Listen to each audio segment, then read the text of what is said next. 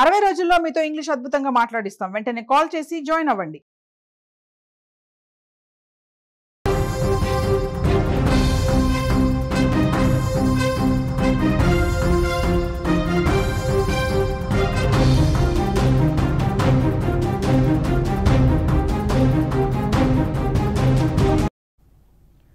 మరో big breaking news చూస్తున్నాం. వైష్ణవి హత్య కేసు ఇప్పటి వరకు కూడా కొలిక్కి రాలేదు. వైష్ణవి హత్య కేసును పోలీసులు వేగవంతం చేశారు. హత్య జరిగిన రోజు గండికోటకు 200 వాహనాలు వెళ్లాయి. ఆ 200 వాహనాలను పోలీసులు ఇప్పుడు విచారిస్తున్నారు. గతంలో 2 సార్లు లోకేష్తో గండికోటకు వైష్ణవి వెళ్లినట్లుగా తెలుస్తోంది. లోకేష్ వైష్ణవి ఇన్స్టాగ్రామ్ చాట్లో గండికోట ప్రస్తావన వచ్చిందని కూడా పోలీసులు అంటున్నారు. 14వ తేదీ గండికోటకు వెళ్దామంటూ కూడా లోకేష్కు వైష్ణవి మెసేజ్ చేసినట్లుగా కూడా సమాచారం. లోకేష్ వైష్ణవిలు గండికోట విషయం కుటుంబీకులకు ముందే తెలుసా అనే అనుమానాలు వ్యక్తమవుతున్నాయి. హత్యలో గంజాయి బ్యాచ్ హస్తం ఉన్నట్లుగా కూడా ప్రస్తుతం పోలీసులు అనుమానిస్తున్నారు.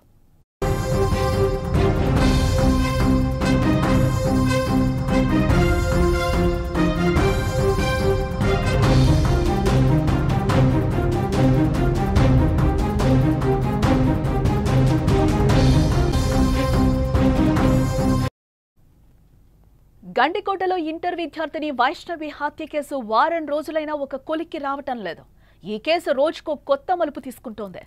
అసలు వైష్ణవిని చంపిందెవరు, ఎందుకు చంపారు అనేది ఇంకా బయటకు రాలేదు. అయితే ప్రస్తుతం పోలీసులు వైష్ణవి హత్య కేసును వేగవంతం చేసినట్లు కూడా మనకు తెలుస్తోంది.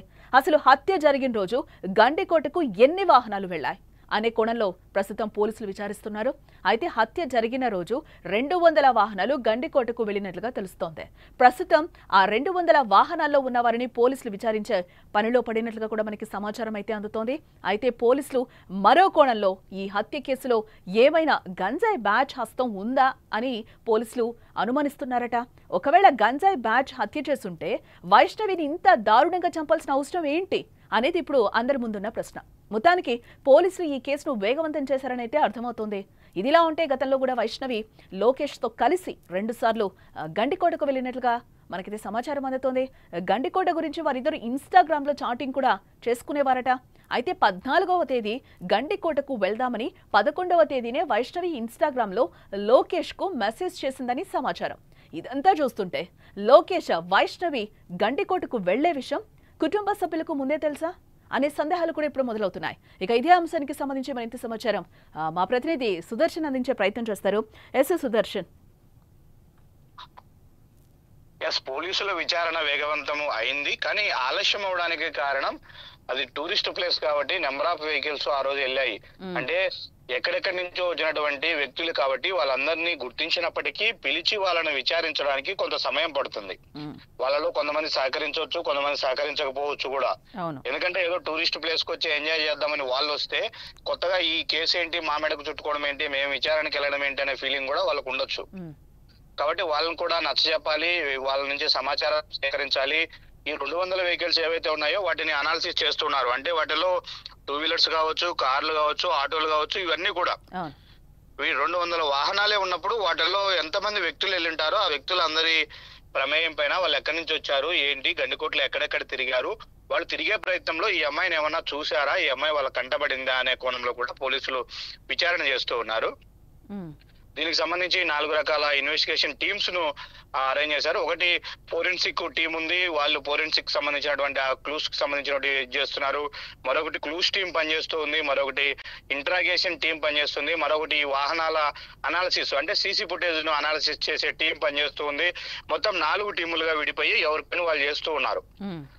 కాబట్టి కొంత సమయం పడుతుంది. వాహనాలు ఎక్కువగా వచ్చాయి, ఆ రోజు జనం ఎక్కువగా వచ్చారు కాబట్టి. ఇక్కడే మనకు ఇంకొక సందేహం కూడా కలుగుతుంది. 200 వాహనాలు ఉంటాయంటే కనీసం దాంట్లో ఒక 400-500 మంది జనము ఆ రోజు గండికోటలో ఉండి ఉంటారు, టూరిస్టులు. అంతమంది జనం ఉన్నప్పుడు పట్టపగులే ఆ అమ్మాయిని అంత దారుణంగా కొట్టి చంపితే ఎవరికి తెలియకుండా ఉంటుందా అన్నది కూడా ఇప్పుడు ఒక మిస్టరీగానే మారింది. అయితే దొరుకుతూ ఉంది లీడు, మళ్ళీ మిస్ అవుతూ ఉంది. ఎగ్జాక్ట్ ఎవరు చంపారన్న దాని మీద అవగాహన లేదు. సరే, కుటుంబ సభ్యులను అనుమానిస్తున్నారు. వాళ్ళను విచారణ పిలిచినప్పుడు వాళ్ళు చాలా కాన్ఫిడెంట్ గా చెప్తున్నారు, మా బిడ్డను మేమెందుకు చంపుకుంటాము అని. కాబట్టి కుటుంబ సభ్యులను అంతకన్నా ప్రోయాక్టివ్ గా వెళ్ళి విచారించే పరిస్థితి పోలీసులకు లేదు.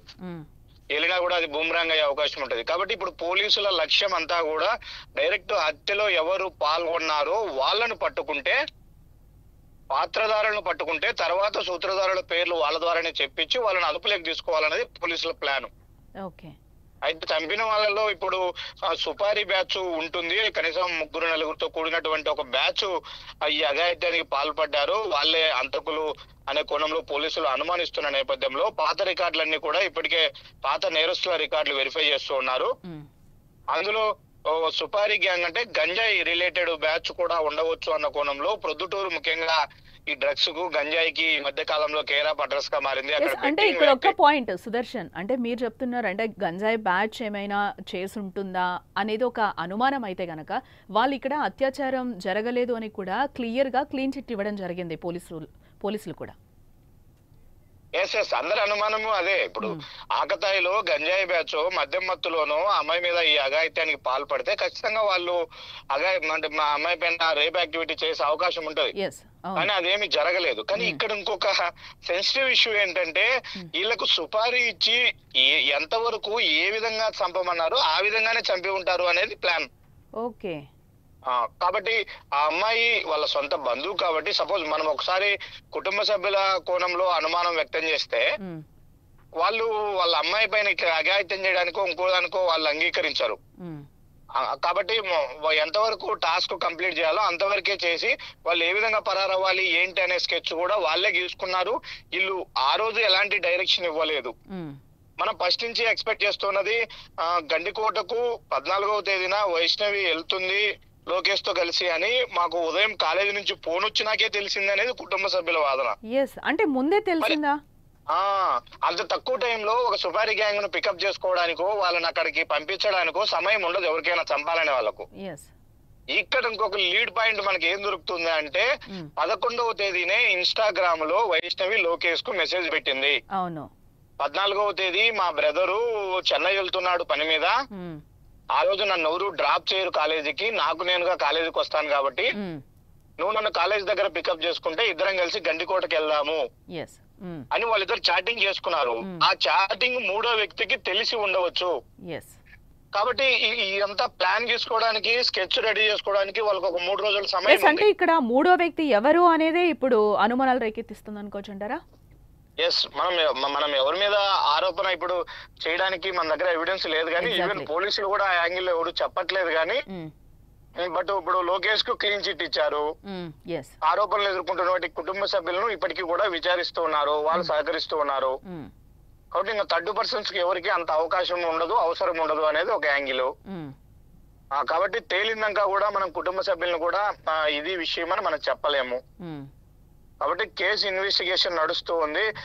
నేరుగా హత్యలో పాల్గొన్నటువంటి అంతకులను గుర్తించిన తర్వాతే వాళ్ళు ఇచ్చేటువంటి సమాచారం మేరకే ఒకసారి సీన్ అంతా కూడా రీకన్స్ట్రక్ట్ చేసుకుంటారు. తర్వాత వాళ్ళకి ఎవరు సుపారీ ఇచ్చారు, ఎవరు వాళ్ళని అక్కడికి వెళ్ళమని చెప్పారు, చంపమని చెప్పారు అనే కోణాలన్నీ కూడా బయటకు వచ్చే అవకాశం ఉంటది. ఇప్పుడు వాళ్ళు చంపేసిన తర్వాత ఎటు పారిపోయారో తెలియట్లేదు, వాళ్ళు ఎక్కడ దాక్కున్నారో తెలియట్లేదు, ఎవరు పార్టిసిపేట్ చేశారో తెలియలేదు. కాబట్టి వాళ్ళని పట్టుకోవడం కోసం పోలీసులు అన్ని విధాలుగా ప్రయత్నాలు చేస్తున్నారు. అంటే మొన్న కూడా అంటే సుదర్శన్ మొన్న మనం మాట్లాడినప్పుడు కూడా సీన్ రీకన్స్ట్రక్షన్ చేస్తున్నారు. మొదటి నుంచి కూడా అందరినీ కూడా అనుమానితులను అందరినీ కూడా మళ్ళీ ఫస్ట్ నుంచి కూడా పోలీసులు విచారిస్తున్న పరిస్థితులు అయితే మనకి కనిపించాయి. ఈ రోజు కొత్తగా తెరపైకి వచ్చిందో ఒక ఇన్స్టాగ్రామ్ చాట్, దాంతోపాటు ఆ రోజు గండికోట టూరిస్టులు ఎవరైతే వచ్చారో వాళ్ళందరినీ కూడా వెహికల్స్ 200 వెహికల్స్ వచ్చాయి, వాళ్ళందరినీ కూడా విచారణ చేపడుతున్నారు అనేది మీరు చెప్తున్న నేపథ్యంలో ఈ 200 వెహికల్స్ వాళ్ళందరూ కూడా అక్కడికి వచ్చిన వాళ్ళు ఎవరైనా ఇప్పటి వరకు విచారణకి సపోర్ట్ చేశారా, వాళ్ళు ఏమైనా చెప్తున్నారా? అంటే ఈ కేసులో ఇప్పటివరకు ఏమైనా పురోగతి సాధించామని పోలీసులు అనుకుంటున్నారా ఏంటి? లీడ్ అయితే దొరకట్లేదు, కానీ విచారణ అయితే జరుగుతుంది. అది ప్రాసెస్ అయితే ఉంది ఆన్ గోయింగ్. ఎందుకంటే ఆ 200 వెహికల్స్ లో వాళ్ళను పిలిపిస్తూ ఉన్నారు, వాళ్ళ డేటా తీసుకుంటున్నారు, వాళ్ళని అనేక విధాలుగా క్వశ్చన్స్ చేసి వాళ్ళ నుంచి కూడా సమాచారం రాబడుతున్నారు. ఈ ప్రక్రియ జరుగుతుంది ఒకవైపున. ఇప్పుడు పోలీసుల ముందున్నది ఫస్ట్ ఆఫ్ ఆల్ ఏదైతే సీసీ ఫుటేజ్ లో రికార్డ్ అయ్యాయో అక్కడ ప్రత్యక్షంగా గండికోట్లోకి ఎంటర్ అయ్యారు అనే వ్యక్తులు ఎవరైతే లిస్ట్ ఉందో ఆ లిస్ట్ వెరిఫై చేయాలి. వాళ్ళ ముందు ఉన్నటువంటి ఫస్ట్ అనుమానం. ఆ లిస్ట్ ను క్లియర్ చేసిన తర్వాతే నెక్స్ట్ ఎవరైనా సీసీ ఫుటేజ్ లో రికార్డ్ అవ్వకుండా ఎవరైనా వేరే మార్గాల ద్వారా వెళ్ళుంటారా అనే కోణంలో నెక్స్ట్ స్టెప్ తీసుకోవాల్సి ఉంది. అంటే సుదర్శన్ ఇక్కడ ఇంకొక పాయింట్ కూడా మనం రైజ్ చేయాల్సిన అవసరం, ఎందుకంటే లోకేష్ వెళ్ళేటప్పుడు వైష్ణవితో కలిసి వెళ్ళేటప్పుడు అలాగే బయటకు వచ్చేటప్పుడు కూడా క్లియర్గా సీసీ ఫుటేజ్లో కనిపిస్తున్న విషయం మనకు తెలిసిందే. అంటే ఓపెన్గా అది రిలీజ్ చేస్తున్న వీడియో మనకి కనిపిస్తుంది సీసీ ఫుటేజ్లో ఏ విధంగా ఉందో ఆ విధంగా. అంటే ఇప్పటి వరకు రిమైనింగ్ ఆ అమ్మాయి ఆ 2 అవర్స్లో ఏమైంది వైష్ణవి అనేది ఇప్పటి వరకు అంతుపట్టని విషయంగా తెలుస్తుంది. అంటే ఇక్కడ ఎక్కడ కూడా పోలీసు వాళ్ళకి ఇంతవరకు క్లూస్ దొరకలేదా, ఇంతవరకు ఎవిడెన్స్ అంటే సీసీ ఫుటేజ్ లాంటివి ఏమీ దొరకలేదని మనం అనుకోవాలంటారా? లేవు, సీసీ ఫుటేజ్ లేవు. ఇప్పుడు టోల్ గేట్ దగ్గర ఒకటి ఉంది, గండికోట కోటగుమ్మం దగ్గర ఒక సీసీ ఫుటేజ్ ఉంది. లోపల హరిత హోటల్ దగ్గర ఒకటి ఉందని ఎస్పీ గారు చెప్తున్నప్పటికీ అది పనిచేయట్లేదని మనకున్నటువంటి సమాచారం. పనిచేసినా కూడా అది రంగనాయక స్వామి ఆలయం పరిసరాల్లో ఏం జరుగుతుందో ఆ సీసీ ఫుటేజ్ లో క్యాప్చర్ అయ్యే అవకాశమే లేదు. కాబట్టి కోటగుమ్మం దగ్గర ఉన్నటువంటి సీసీ ఫుటేజ్ దాటుకున్న తర్వాత గండికోటలో ఏం జరిగిందనేది ఎలాంటి ఎవిడెన్స్ లేదు. ప్రత్యక్ష సాక్షులన్నా చెప్పాలి, లేదంటే అక్కడ ఉన్న సెల్ఫీలో వీడియోస్ తీసుకున్న వాళ్ళన్నా చెప్పాలి. ఇంకోటి ఏంటంటే రంగనాయక స్వామి ఆలయము మెయిన్ టూరిస్ట్ ప్లేస్. అక్కడ గండికోటలోకి ఎంటర్ అయిన తర్వాత ఆ ఆలయం మీదుగానే గండికోటకి వెళ్ళేది ఎక్కువ మంది, ఎందుకంటే ఆ వ్యూ చూడడానికి వెళ్తారు. పెన్నా నది లోయ ఏదైతే ఉంటుందో వ్యూ చూడడానికి వెళ్తారో అక్కడే ఎక్కువ మంది ఫొటోస్ తీసుకుంటూ ఉంటారు. ఆ వ్యూ స్పాట్ కి వెళ్ళాలన్నా కూడా రంగనాయక స్వామి ఆలయం ముందు నుంచే వెళ్ళాలి. కాబట్టి ఖచ్చితంగా దాన్ని టచ్ చేస్తారు ప్రతి టూరిస్ట్ కూడా. మరి ఇంత రద్దీగా ఉండే సమయంలో అక్కడ ఆ టెంపుల్లోనే జరిగి ఉంటే మాత్రం ఖచ్చితంగా ఎవరో ఒకరు తెలిసి ఉంటది. మనం నిన్న గ్రౌండ్ రిపోర్ట్ లో ఎక్స్ప్లెయిన్ చేసినట్టుగానే ఆ అమ్మాయితో ఒకరు ఎవరైనా బలవంతంగా లవర్ లాగా యాక్ట్ చేసి ఆ అమ్మాయి నోరు మూసి ఉంచి పక్కన గుహలాగా ఉన్నటువంటి ఒక గదిలో గాని అట్లా కొద్దిసేపు హోల్డ్ చేసి ఉన్నా కూడా ఆ టూరిస్టుల కంటపడకుండా చేసి ఉండొచ్చు. కాబట్టి ఇవన్నీ కూడా మిస్టరీనే. ఇప్పుడు పోలీసులు నిర్ణయించుకున్నది ఒకటే, తమ దగ్గర ఉన్న క్లూస్ ను పూర్తిగా వెరిఫై చేయాలనేది ఫస్ట్ టాస్క్. అంటే ఇక్కడ ఇంకొకటి కూడా సుదర్శన్, అంటే కొండయ్య పేరు కూడా తెరపైకి వచ్చిన పరిస్థితి కనిపిస్తుంది. 2 టీమ్స్ గా విడిపోయి తన కోసం వెతుకుతున్నప్పుడు ఏమన్నా ఆధారాలు దొరుకుతాయి అని పోలీసులు వెతుకుతున్న సమయంలో కొండయ్య చూపించిన పరిస్థితి కూడా కనిపించింది, అక్కడ డెడ్ బాడీ ఉంది అని చెప్పి. దీని తర్వాత ఏమి ఎవిడెన్స్ బయటకు రాలేదా? ఆ టైంలో ఏమి సీన్ రీకన్స్ట్రక్షన్ చేసేటప్పుడు కూడా ఏం బయటకు రాలేదా? ఇక్కడ అతిపెద్ద సమస్య పోలీసులకి ఏంటంటే అదే, కొండయ్య సురేంద్ర ఎవరైతే వీళ్ళు బ్రదర్స్ ఉన్నారో, కజిన్ బ్రదర్స్ ఉన్నారో, వాళ్ళు ఈ యాక్టివిటీస్ లో ఏమన్నా పార్టిసిపేట్ చేసింటారా అన్న అనుమానంలో విచారణ చేశారు. అయితే వాళ్ళు పక్కాగా కొండయ్య అయితే అసలు సంఘటన జరిగిన రోజు స్పాట్కే వెళ్ళలేదు, అతని ఎవిడెన్స్ ఎలాంటివి లేవు. కానీ సురేంద్ర వెళ్ళాడు, హాఫ్ అన్ అవర్ లోనే తిరిగి వచ్చాడు. తిరిగి వచ్చిన తర్వాత కూడా వాళ్ళు మళ్ళీ కాలేజ్ దగ్గరికి వచ్చారు. అంటే అక్కడ 12 నుంచి సాయంత్రం 4 వరకు హత్య జరిగి ఉంటుందని పోలీసులు అనుమానిస్తున్నారు. ఆ టైమ్ ఆఫ్ పీరియడ్ లో వీళ్ళు కాలేజీలో ఉన్నారు, కాలేజ్ సీసీ ఫుటేజ్ లో వీళ్ళు రికార్డ్ అయి ఉన్నారు. అంటే వీళ్ళు కాలేజీ దగ్గర ఉన్నారన్న ఒక ఎవిడెన్స్ కోసమే అంతసేపు అక్కడ ఉన్నారా? వైష్ణవి వాళ్ళ మదర్ కూడా అక్కడే ఉంది. వైష్ణవి వాళ్ళ మదరు, వాళ్ళ బ్రదర్స్ ఇద్దరు, కొండయ్య సురేంద్ర, ఇద్దరు కాలేజీ దగ్గరే ఉన్నారు. కాలేజీ సీసీ ఫుటేజ్ ఈవినింగ్ వరకు కూడా చూపిస్తా ఉంది, అందులో వీళ్ళు ఉన్నారు. కాబట్టి వీళ్ళు డైరెక్ట్ గా ఆ టైంలో గండికోటలో ఉనింటారు అని చెప్పడానికి లేదు, ఎవిడెన్స్ క్లియర్ గా ఉంది. ఇక్కడ ఉన్నారు వాళ్ళు. కాబట్టి వీళ్ళ ప్రమేయం ఎవరిది లేదు. ఖచ్చితంగా అక్కడ బయట వ్యక్తులు సుపారీ గ్యాంగ్ చేసి ఉంటారు. కాబట్టి గంజాయి బ్యాచ్, ఎందుకంటే ఒక అమ్మాయిని, అందులో కూడా ఆ అమ్మాయికి ఎలాంటి సంబంధం లేని వ్యక్తులు అంత క్రూరంగా హింసించి చంపాల్సిన అవసరం ఉండదు. అంటే కాన్షియస్ లో ఉన్న మనిషి ఎవరు కూడా అంత దారుణానికి పాల్పడడానికి మనసు రాదు. మద్యం తీసుకోనో గంజాయి తీసుకోనో డ్రగ్స్ తీసుకుంటే తప్ప, విచక్షణ కోల్పోతే తప్ప ఆ విధంగా అమ్మాయి మీద దాడి చేయలేరు. కాబట్టి ఈ గంజాయి బ్యాచ్ ఏమన్నా గంజాయి తీసుకుని ఎక్కువ ఈ దారుణానికి పాల్పడి ఉంటారా అన్న కోణంలో కూడా పోలీసుల విచారణ సాగుతూ ఉంది. బట్ పోలీసులు అయితే కాన్ఫిడెంట్ గా మేము ఇన్ని రోజుల్లో ఛేదిస్తామని ఫస్ట్ లో చెప్పినటువంటి మాటలు ఇప్పుడు ఎక్కడ వినిపించట్లేదు. వాళ్ళకు కూడా అన్ని అనుమానాలే ఉన్నాయి, డైలమాలోనే ఉంది. ఇది ఒక మిస్టరీ కేసు లాగే ఉంది. ఇది చాలా పెద్ద టాస్క్. ఇంకా కూడా వాళ్ళకి కావాల్సినటువంటి టెక్నికల్ నాలెడ్జ్ ను, వాళ్ళ దగ్గర ఉన్నటువంటి అన్ని రకాల టెక్నికల్ ఎక్విప్మెంట్స్ ను వాడుతున్నారు, మ్యాన్ పవర్ ను వాడుతున్నారు. సుమారుగా 50-60 మంది ఇన్వెస్టిగేషన్ లో పార్టిసిపేట్ చేస్తున్నారు పోలీస్ సిబ్బంది. అన్ని శక్తులు ఒడ్డుతున్నారు. పైనుంచి కూడా ఫాలో అప్ ఉందని ఎస్పీనే చెప్తున్నారు, డిఐజీ ఫాలో అప్ చేస్తున్నారు. పైన స్టేట్ లెవెల్ నుంచి కూడా మాకు ఫాలో అప్ లో ఉన్నాం, మేము ఖచ్చితంగా దీన్ని ఛేదిస్తామని చెప్తున్నారు. కానీ ఎప్పటిలోగా అనేది కాన్ఫిడెంట్ గా చెప్పట్లేదు. అంటే ఇప్పట్లో ఇన్వెస్టిగేషన్ పూర్తయ్యే ఇవైతే కనిపించట్లేదు మనకి. కనిపించట్లేదు. వాళ్ళు ఏమంటున్నారంటే మమ్మల్ని ఫ్రీగా వదిలేయండి కొద్ది రోజులు, మేము అన్ని కోణాలను అనాలిసిస్ చేసిన తర్వాత పక్కాగా పట్టుకుంటాము. ఎందుకంటే ఏ కేసులైనా పోలీసులు ఫస్ట్ మనకు తెలిసింది చేసేది ఏంటంటే ఏమాత్రం అనుమానం వచ్చినా వాళ్ళని తీసుకెళ్లి వాళ్ళ యాంగిల్లో ఇంటరాగేషన్ చేస్తే వాళ్ళు కక్కేస్తారు నిజం. ఎస్, అంటే ఇంకొకటి కూడా, అంటే సుదర్శన్ మొన్న మనం మాట్లాడినప్పుడు, అంటే వైష్ణవి పేరెంట్స్తో మాట్లాడినప్పుడు కూడా తల్లి కూడా క్లియర్గా చెప్తుంది ఖచ్చితంగా ఆమె మీద అత్యాచారం అటెంప్ట్ జరిగింది అని చెప్పి పోలీసు వాళ్ళేమో క్లియర్గా చెప్తున్నారు. వారి వర్షన్ ఏమైనా మాట్లాడిందంటే పోలీసులు కూడా చెప్తున్నారు కదా క్లియర్గా, అంటే మనం లోకేష్కి క్లీన్ చిట్ ఇవ్వడం జరిగింది, తన ప్రమేయం లేదు ఈ హత్యకి సంబంధించి అని కూడా పోలీసులు చెప్పారు. అలాగే అఘాయిత్యాలు ఎటువంటివి కూడా జరగలేదు, కాకపోతే బలంగా కొట్టారు, లివర్ కూడా కొద్దిగా డ్యామేజ్ అవ్వడం వల్లే తను చనిపోవడం జరిగింది అనేది కూడా పోలీసులు క్లియర్గా ఎవిడెన్స్ చూపిస్తున్నారు పరిస్థితి కనిపిస్తుంది. ఈ నేపథ్యంలో ఫ్యామిలీ మెంబర్స్ ఏమైనా ఆలోచన మారిందా, వాళ్ళు ఏమైనా మాట్లాడారా ఏంటి? లేదు, ఆలోచన మారలేదు. వాళ్ళు ఇప్పటికీ కూడా అదే అంటారు, ఏ విధంగా మీరు లోకేష్ కు క్లీన్ చిట్ ఇస్తారు, వాడు వచ్చాడు వెళ్ళాడు అనే టైమింగ్స్ ఉంటే సరిపోద్దా? వాళ్ళ బ్యాచ్ ని ఏమన్నా పెట్టాడేమో, వాళ్ళ ఫ్రెండ్స్ ని పెట్టాడేమో అక్కడ. లోకేష్ జులాయి వ్యక్తి, తిరుగుతూ ఉంటాడు బయట, అతను చదువు డ్రాప్ అవుట్, చదువు లేదు, అతను గంజాయి బ్యాచ్ తో కూడా సంబంధాలు ఉన్నాయి కాబట్టి వాళ్ళ బ్యాచ్ ఏమైనా అక్కడ అతనే అరేంజ్ చేసి ఉండొచ్చేమో అనే అనుమానాలే ఇప్పుడు కూడా ఇప్పటికీ వాళ్ళు అదే వర్షనే మాట్లాడుతున్నారు. అఘాయిత్యం జరగలేదు అని పోలీసులు చెప్తున్నదాన్ని కూడా వాళ్ళు నమ్మట్లేదు, పాజిటివ్ గా తీసుకోవట్లేదు. ఇవన్నీ వదిలేయండి, లోపల ఏం జరిగింది అనేది వదిలేయండి.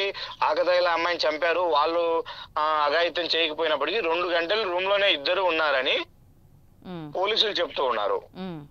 అంటే లోకేష్ కు వేరే ఉద్దేశం లేకపోతే, మా అమ్మాయి మీద ఇంకొక విధంగా లైంగిక దాడి చేయాలన్న ఆలోచన లేకపోతే రూమ్ తీసుకొని 2 గంటలు గడపాల్సిన అవసరం ఏముంటుంది అన్నది వీళ్ళకి వచ్చాను.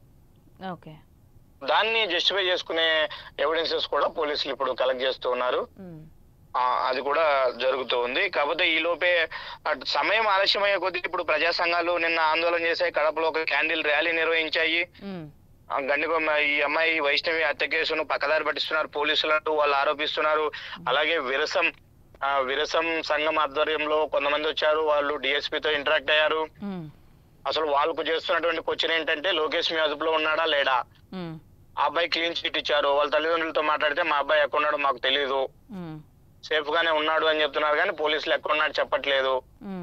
మరి మీరే క్లీన్ చిట్ ఇచ్చినాక ఆ అబ్బాయిని ఎందుకు వదలట్లేదు? ఒకవేళ మీ కస్టడీలో ఉంటే 24 hours లో కోర్టులో ప్రవేశపెట్టాలి కదా, ఎందుకు చేయట్లేదు పోలీసులు అని ఆ క్వశ్చన్ కూడా విరసం వాళ్ళ నుంచి కూడా పోలీసులకు ఎదురవుతుంది. కాబట్టి ఇప్పటి వరకు అయితే ప్రజా సంఘాలు, విరసం లాంటి సంఘాలు ఇలాంటివన్నీ కూడా ఇందులో ఇన్వాల్వ్ అయి పెదవి విప్పుతున్న నేపథ్యంలో రేపటి రోజున ఇంకా పొలిటికల్ పార్టీస్ కూడా వీటిలోకి ఎంటర్ అయితే మాత్రం మరింత పొలిటికలైజ్ అయ్యే అవకాశం కూడా ఉంటుంది. అప్పుడు పోలీసుల మీద తీవ్ర ఒత్తిడి ఉంది, తీవ్ర ఒత్తిడి ఉంది.